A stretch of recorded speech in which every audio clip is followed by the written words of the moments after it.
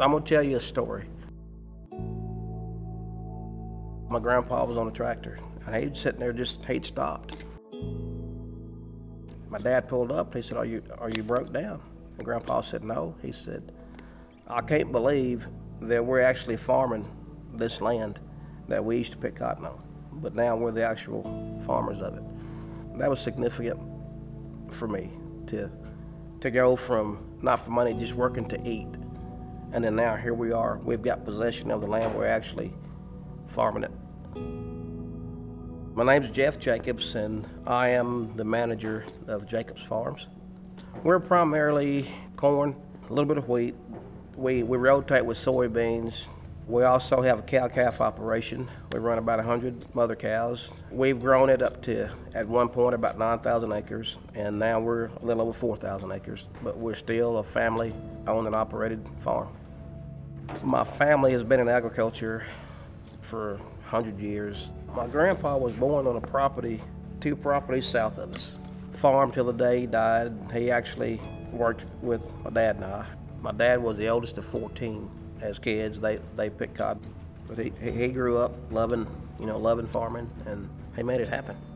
He leased the land that he could, and every year, every 2 years, he'd get every parcel of land that he could and just started growing it. But he never took no for an answer. And there's been some lean years, but he made it work. He made it pay. Every year he'd say, I'm gonna quit, but he'd go buy something new. How does that work?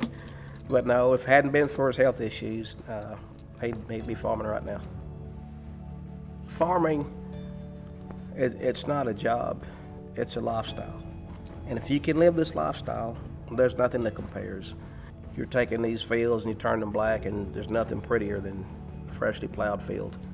You have to love doing this, because it will break your heart at some time. It's an educated risk, because it's just like going to Las Vegas. It's like rolling dice, and that's what we do. We gamble every year. We go out and we bury our money in the ground and wait for a return.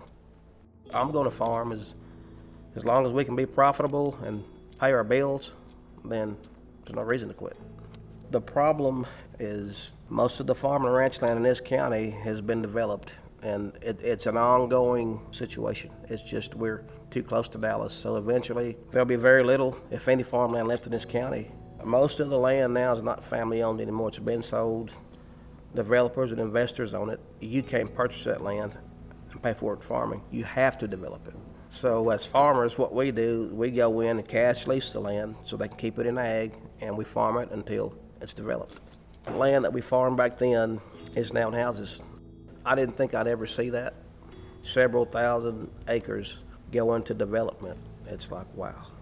It's a land grab almost. Everybody's looking for more land, but there's no land to be had. My kids aren't interested in farming, so once I stop farming, then Jacobs Farms will cease to exist. That's kind of sad, but that's just part of life, part of progress. But it was worth it. Still is.